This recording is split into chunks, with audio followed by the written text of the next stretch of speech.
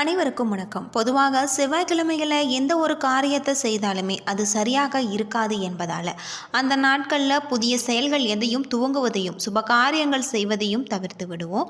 செவ்வாய்க்கிழமை என்பது வழிபாடுகள் செய்வதற்கு மிகவும் ஏற்ற ஒரு நாள், மிகவும் சக்தி வாய்ந்த நாளில் செய்யப்படும் வழிபாடுகள் விரைந்த ஒரு பலன்களை கொடுக்கும். இன்றைக்கி நம்ம இந்த வீடியோவில் செவ்வாய்க்கிழமை நாட்களில் நம்ம என்ன செய்யணும், என்ன செய்யக்கூடாது, எப்படி வழிபட வேணும் அப்படிங்கிறத பற்றி முழுமையாக தெரிஞ்சுக்கலாம். வீடியோ ரொம்பவே பயனுள்ளதாக இருக்கும். வீடியோவை கடைசி வரைக்கும் ஸ்கிப் பண்ணாமல் பாருங்கள். இது வரைக்கும் நம்ம சேனலை நீங்கள் இன்னும் சப்ஸ்கிரைப் பண்ணலைன்னா மறக்காமல் சப்ஸ்கிரைப் பண்ணிவிடுங்க. வாங்க வீடியோக்குள்ளே போகலாம். செவ்வாய்க்கிழமைகளில் முருகன் வழிபாடு செய்ய வேண்டிய ஒரு வழிபாட்டு முறையாகும். விரதம் ஆகியவற்றை மேற்கொண்டாலுமே அது பல மடங்கு அதிகமான ஒரு பலன்களை தரும். எந்த பிரச்சனையாக இருந்தாலுமே செவ்வாய்க்கிழமைகளில் விரதம் இருந்து வழிபட்டால் அது நிச்சயம் பலன்களை தரும். செவ்வாய்க்கிழமைகளில் துர்க்கை வழிபாடு, பைரவர் வழிபாட்டிற்கு ஏற்ற நாளாக கருதப்படுது. நவ கிரகங்களில் செவ்வாய் பகவானுக்குரிய கிழமை செவ்வாய் ஆகும். அது மட்டும் இல்லாமல் கிழமை என்றால் உரிமை என்று பொருள். செவ்வாய் பகவானுக்கு உரிமையான நாள் என்பதாலேயே செவ்வாய்க்கிழமை என கூறப்படுகிறோம். முருகப்பெருமானுக்கு நட்சத்திரம் அடிப்படையில் நாம் முருகப்பெருமான 3 விதமான விரதங்களில் கடைபிடிக்க வேண்டியது நல்லது. செவ்வாய் பகவானுக்குரிய அதி தேவதையாக முருகப்பெருமான் என்பதால் செவ்வாய்க்கிழமை முருகன் வழிபாட்டுக்கு மிகவும் நன்றதாக சொல்லப்படுது. அது மட்டும் இல்லாமல் செவ்வாய்க்கிழமை அடிப்படையில் விரதம் இருந்து குறுகிய கால விரதம் என்றால் அது விரைவான பலனை தரக்கூடியதாக இருக்குது. செவ்வாய் பகவான் வீடு, நிலம், சொத்து ஆகியவற்றுக்கு காரணமான கிரகம் அனைவருக்குமே தெரியும். செவ்வாய் பகவான வழிபட்டால் வீடு, வாகன யோகம் அமையும். அதே போல அது முக்கியமானதாகவும் செவ்வாய் பகவானுக்கு இரத்த தொடர்பான நோய்களுக்கு காரணமானவர். இவரையே உடல் வலிமை, தைரியம் ஆகியவற்றுக்கு கிரகமாக கருதப்படுறாரு. அங்காரகன் என அழைக்கப்படும் செவ்வாய் பகவான முருகப்பெருமானின் திருநாமங்களில் ஒன்றாக குமாரன் என்ற திருநாமத்தில் குறிப்பிடுவதில் மனித உடலில் முகம், இரத்தம், சுரப்பிகள், கல்லீரல்கள், இடது கால் எலும்புகள் தேவையான சத்துக்கள் ஆகியவற்றுக்கு செவ்வாய் பகவான் தான் காரணமாக கருதப்படுறாரு. இதனால் செவ்வாய்க்கிழமைகளில் விரதம் இருந்து அவருக்குரிய அதி தேவதையான முருகப்பெருமான வழிபடுவதால் செவ்வாய் கிரகத்தால் ஏற்படக்கூடிய பாதிப்புகள் அனைத்துமே குறையும். அத்தோடு சில குறிப்பிட்ட வழிபாடுகளை செவ்வாய்க்கிழமைகளில் வரக்கூடிய செவ்வாய் ஓரை நேரமான காலை 6 மணி முதல் 7 மணி வரையிலான காலத்தில் செய்யும் பொழுது அது விரைவான ஒரு பலன்களை கிடைக்கக்கூடியதாகும். என்ன நினைத்து இந்த வழிபாட்டை நாம் செய்கிறோமோ இந்த வேண்டுதல் நிச்சயம் நிறைவேறும். அத்தோடு வாழ்க்கையில் ஏற்றம் என்பது இருந்து கொண்டே இருக்கும். வாழ்க்கையில் மாற்றம் சிறப்பாக வழிபாட என குறித்து இதை நம்ம செய்யலாம். செவ்வாய்க்கிழமைகளில் காலையில் எழுந்து குளித்து விட்டு வீட்டில் இருக்கக்கூடிய பூஜை அறையில் வழக்கமாக ஏற்றும் விளக்கை ஏற்றி வைக்க வேண்டும். பிறகு ஒரு தட்டை எடுத்துக்கொள்ளுங்கள். எவர்சில்வர், பிளாஸ்டிக் இல்லாத மற்ற உலோகங்களான தட்டுக்களை பயன்படுத்துவது சிறப்பானதாக ஒன்று. அதன் மத்தியில் மஞ்சள், குங்குமம் தொட்டு வைத்து கொள்ளுங்கள். 6 என்ற எண்ணிக்கையில் வெற்றிலையை எடுத்துக்கொள்ளுங்கள். அவற்றின் காம்பு பகுதியை கிள்ளி எடுத்து விடுங்கள். வெற்றிலை மகாலட்சுமியின் அம்சம் என்றாலுமே அதன் காம்பு மூதேவியின் வசிப்பதாக சொல்லப்படுது.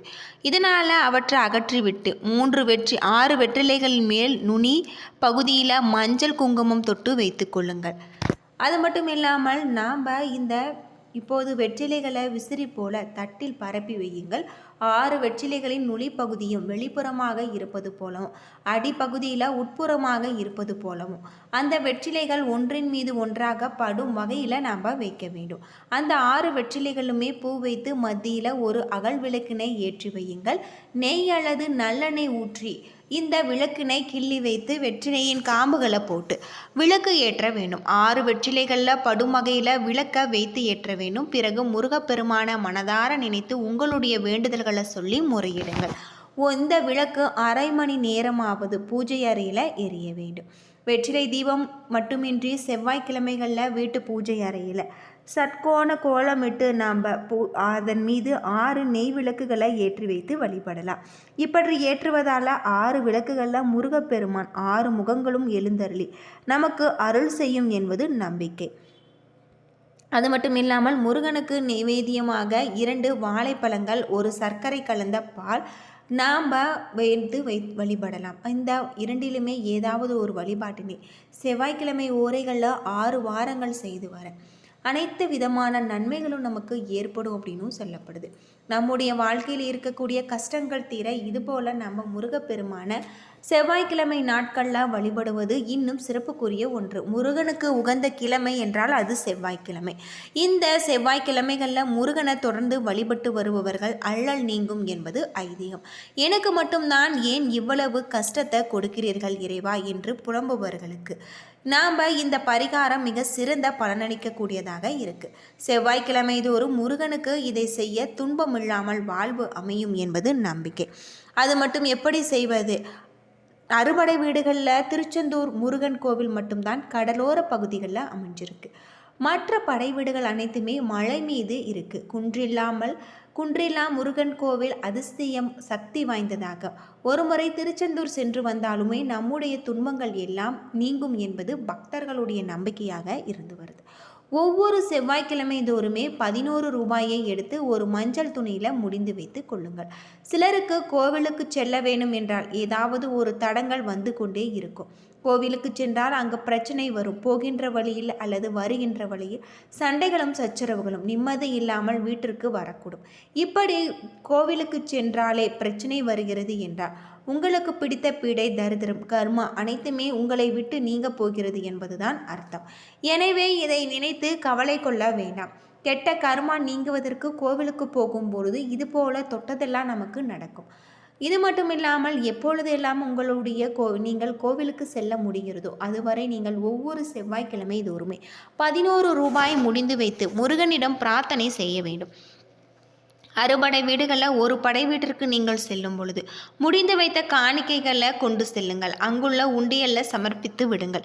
மாலை கோவில்களிலும் அமர்ந்து அறுபடை வீடுகளை காட்டிலும் அதிசக்தி வாய்ந்த கடலோர பகுதிகளில் அமைஞ்சிருக்கக்கூடிய திருச்செந்தூர் முருகன் தான். திருச்செந்தூர் முருகனை நினைத்து மனதார வழிபடுவர்களுக்கு கெட்டது நடக்கும் போதெல்லாம் இது போன்ற அறிகுறிகள் தென்படும்.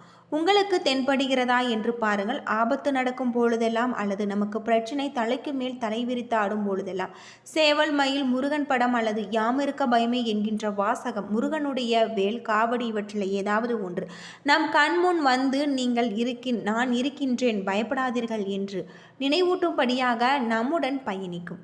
அது மட்டும் இல்லாமல் முருகனை மனதார நினைத்து நீங்கள் வழிபடும் பொழுது உங்களுடைய வாழ்க்கையில் இருக்கக்கூடிய கஷ்டங்கள் அனைத்துமே தீரும் அப்படின்னு சொல்லப்படுது.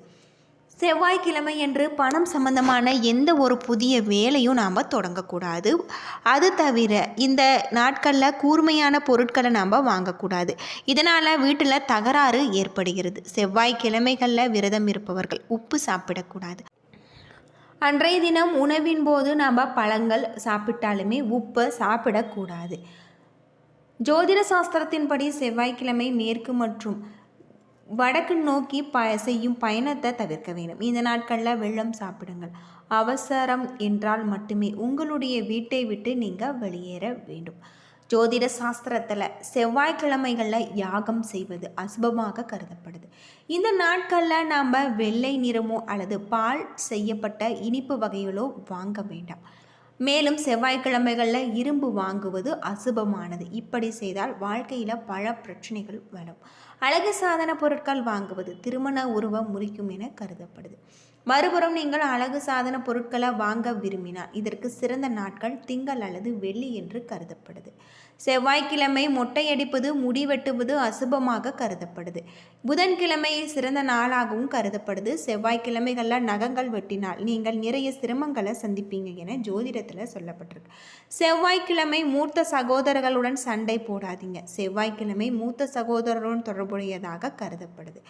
சகோதரருடனான தகராறு ஜாதகத்தில் செவ்வாயை பாதிக்கும். இதனால் விபத்துக்கள் மற்றும் இதர பிரச்சனைகள் ஏற்பட வாய்ப்பு இருக்குது. குடும்ப வாழ்க்கையிலும் பிரச்சனைகள் அதிகரிக்கலாம். இந்த நாட்களில் இதை செய்வதை நாம் தவிர்ப்பது நல்லது அப்படின்னு சொல்லப்படுது.